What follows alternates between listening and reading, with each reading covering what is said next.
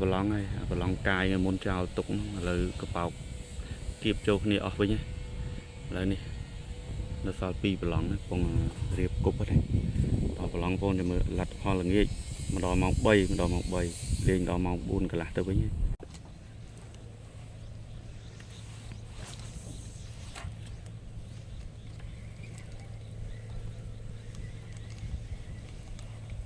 ខាងមកតូច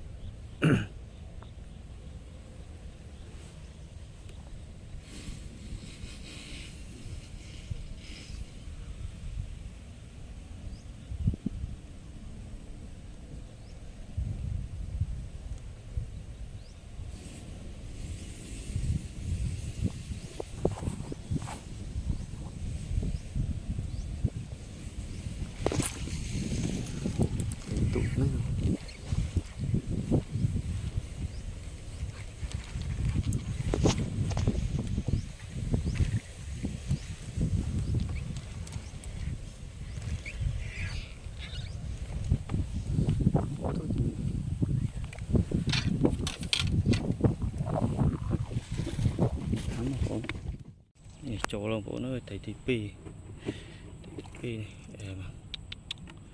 ជួយមកនេះប្រឡងដាក់កាមេរ៉ាអត់ខំ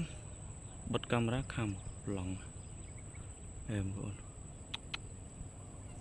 ប្រឡងថ្មីយើងចាស់គេបងប្អូននេះបងប្អូនលទ្ធផលលួចមកនេះ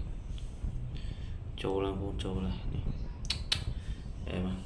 នេះចូល1គីឡូជាងបងប្អូននេះវាបើកាមចូលបាន3ហ្នឹងទៅដល់ប្រឡងម៉ោង3បងប្អូនដូចម៉ោងណាបងប្អូន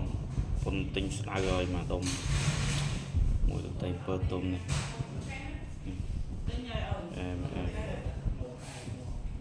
ចិត្តមក